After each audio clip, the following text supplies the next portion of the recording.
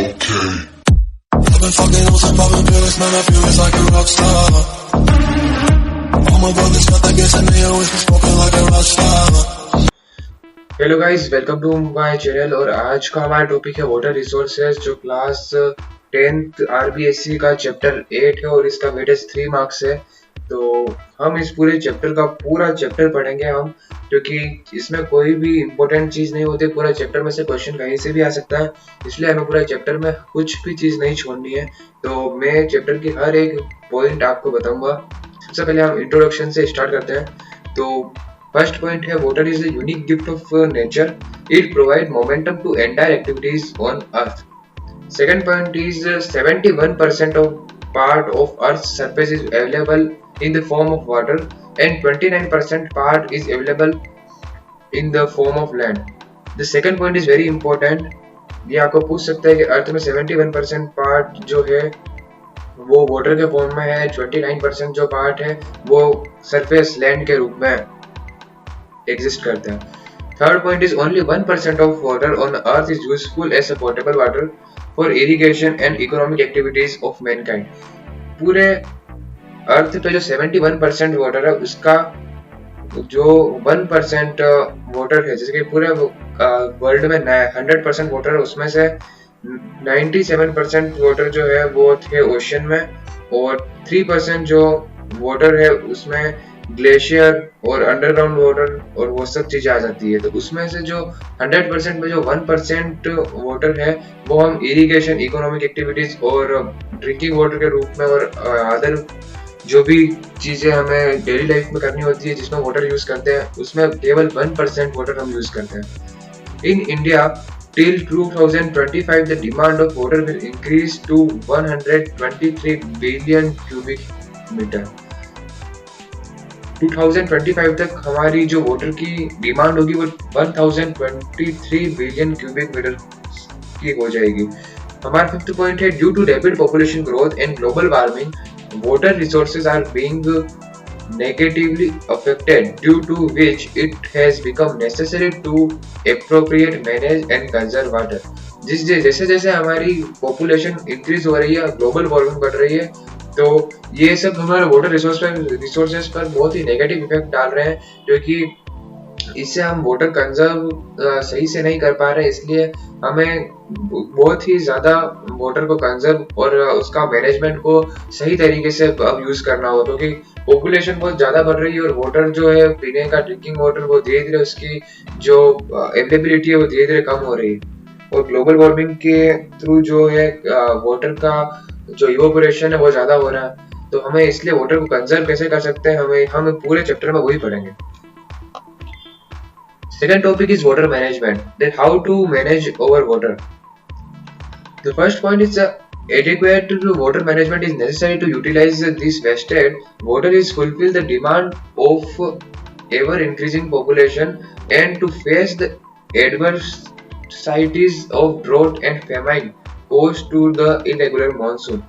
अगर हम सही तरीके से वाटर मैनेजमेंट करेंगे और वाटर की डिमांड को हम इंक्रीजिंग पॉपुलेशन के साथ यूज कर सकेंगे, तो हम सूखा पड़ने से या फिर भूखमरी, अकाल से दूर रह सकेंगे। अगर मॉनसून की वजह से जो हमें ये इसी प्राकृतिक आपदाओं का जो सामना करना पड़ता है, अगर वाटर मैनेजमेंट हम सही तरीके से करेंगे तो हम सूखे से, अकाल से आदि से बच सकते हैं। First prime minister Jawaharlal Nehru has called a multi-purpose river valley projection is called the temples of modern India. ये लाइन बहुत ही ज्यादा इम्पोर्टेंट है पूरे चैप्टर में, ये वाली। First prime minister Jawaharlal Nehru has called multipurpose river. ये जवाहरलाल नेहरू ने जो मल्टीपर्पज रिवर वैली प्रोजेक्ट जो बनाया था, इसको हम क्या बोलते हैं, टेम्पल्स ऑफ मॉडर्न इंडिया। तो ये जो लाइन है ये बहुत ज्यादा इम्पोर्टेंट है, आप ये वेरी शॉर्ट में आपको पूछ सकते हैं।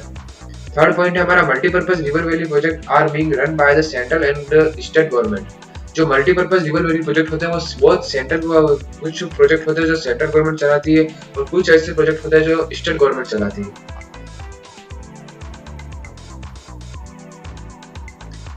थर्ड जो हमारा है ये भाखरा नागल डैम। ये जो डैम है ये 1948 सी से बनना स्टार्ट हुआ था और 1963 सी तक बनकर तैयार हो गया था। This is the largest and an important project of India, which is situated on river Satluj near Bisalpur in Himachal Pradesh.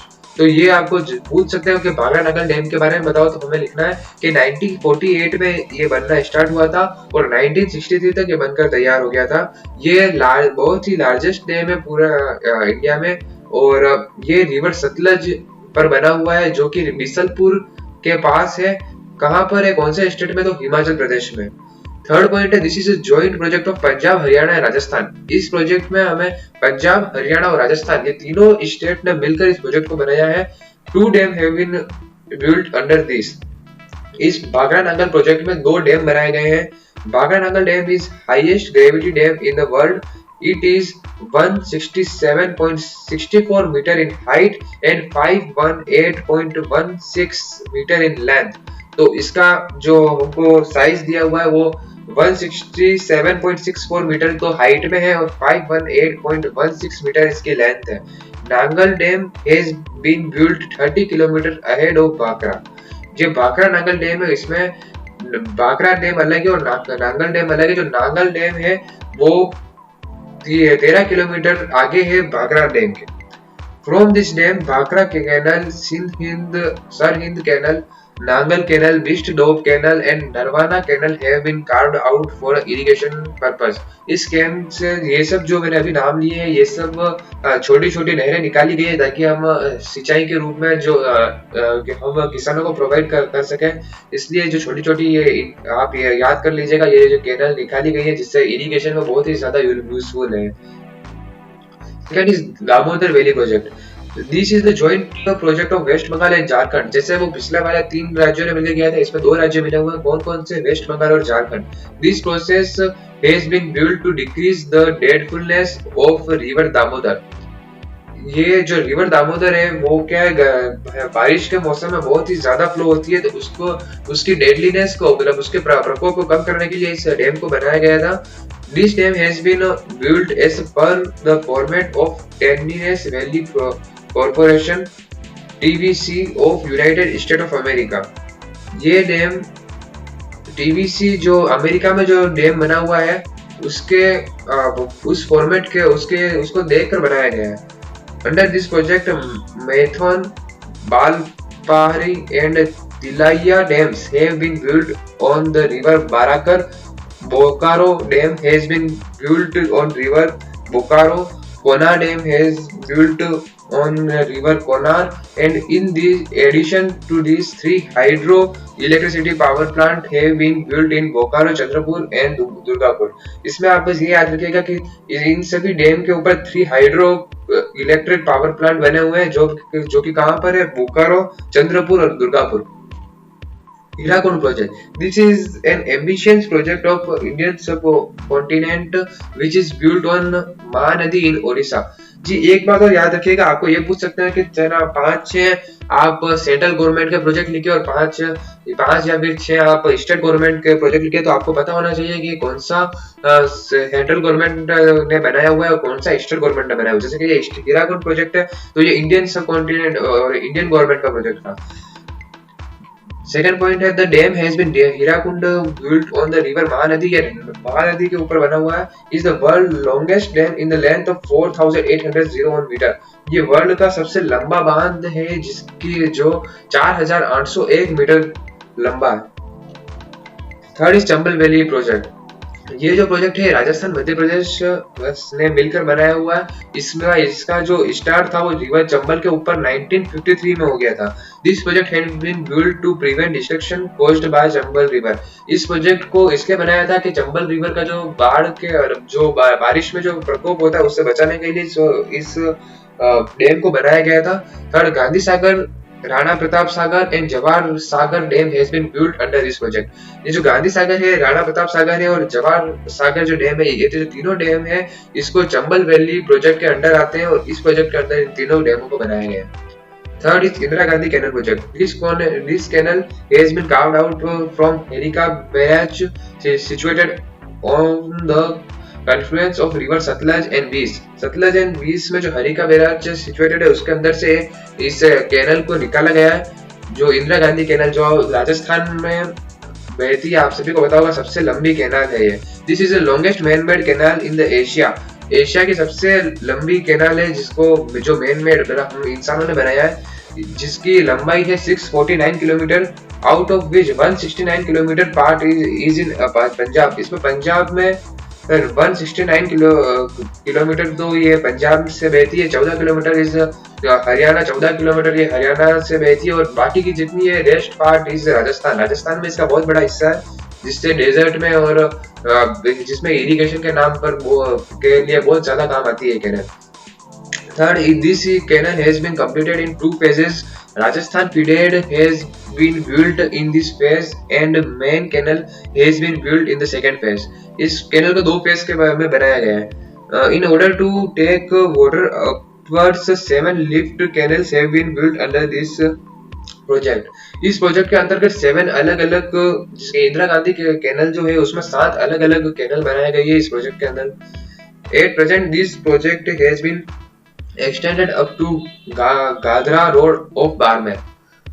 अब इस प्रोजेक्ट को और ज्यादा एक्सटेंड कर दिया है गादरा रोड बाड़मेर तक।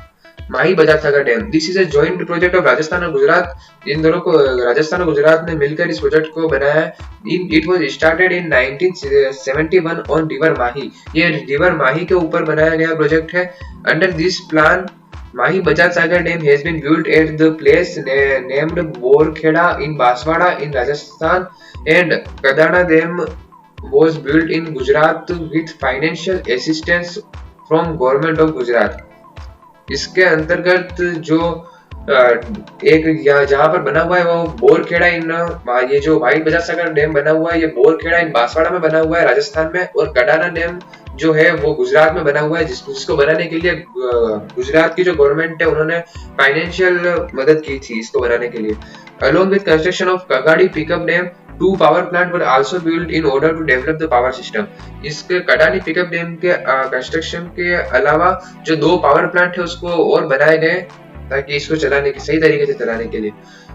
Bijalpur project. This project has been implemented by building a dam on river Banas near a place called Bijalpur in Todar Rai Singh town in Tog district in Rajasthan. इसको ये कहाँ पर बना हुआ है आपको पता है कि ना रिवर बनास के पास का जो एक गांव है जिसको क्या है बिजलपुर में, जो टोडर राय सिंह इस कस्बे का नाम है, टोंक डिस्ट्रिक्ट में राजस्थान में। बिजलपुर डैम इसकी 579 मीटर इसकी लेंथ है और 39.5 मीटर ये हाइट में। तो other project of Rajasthan, Rajasthan में कौन कौन से आते हैं ये आपको राजस्थान का बहुत ज्यादा इंपॉर्टेंट है, आप ये पढ़िएगा। तो फर्स्ट पॉइंट इसमें है other project of Rajasthan included Jakham project, Som Amla Kamla project, Meja dam, Sidhmukh project, Narmada project, Jawai dam project, Panchana dam project. Second, apart from the above mentioned project, about 40 small projects are functioning in various parts of Rajasthan. These have performed the task of excellence water management on local level. ये जो project है इनके अलावा जो 40 और छोटे छोटे project जो बने हुए हैं ये सभी वाटर मैनेजमेंट जो निचले स्तर लोकल लेवल के में वाटर मैनेजमेंट करने में बहुत ही ज्यादा हेल्पफुल है, जो बहुत ही ज्यादा मददगार है। अब है form of traditional water conservation in Rajasthan. तो जैसे कि अभी तो ये पहले पुराने जमाने में क्या वाटर कंजर्वेशन राजस्थान में किस तरह से करते थे, तो major structure which are used for water conservation in Rajasthan include baori pond, lake, nadi, tanka, berry और छोटी कुई एंड खड़ीन। तो इन सभी में जो ये वाला जो पॉइंट है बहुत ज्यादा इंपॉर्टेंट है। आपको अभी मैं जो ये फटाफट बता रहा हूँ इसलिए बता नहीं सकूंगा, लेकिन बाद में आपको मैं इस पर वीडियो बना दूंगा।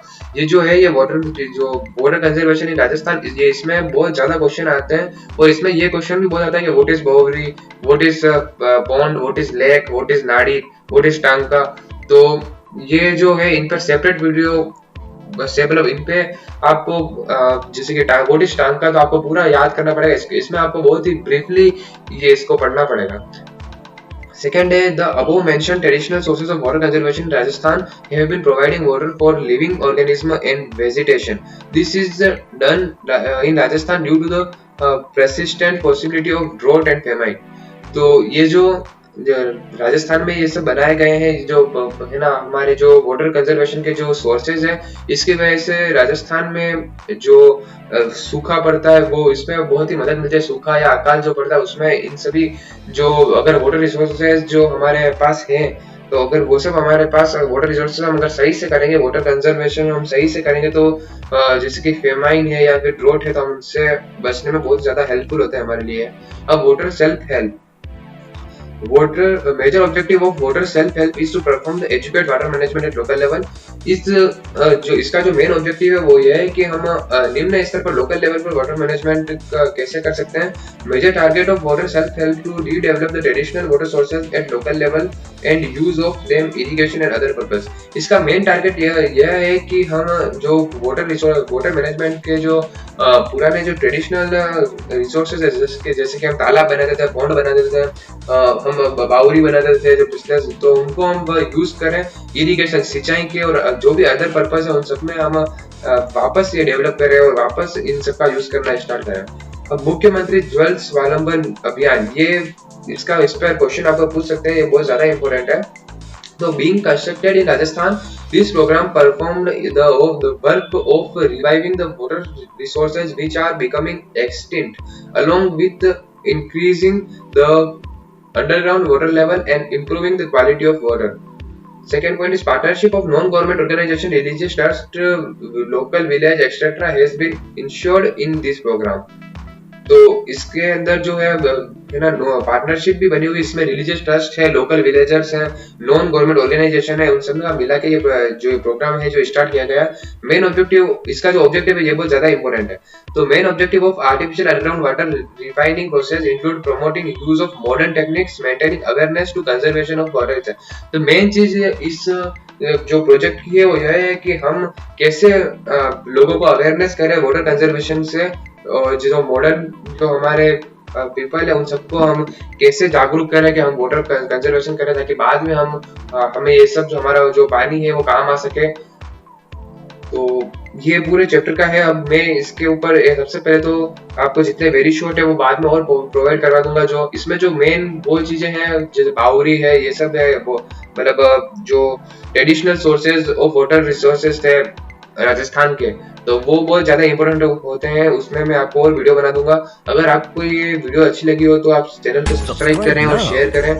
Thank you for watching my video. Thank you.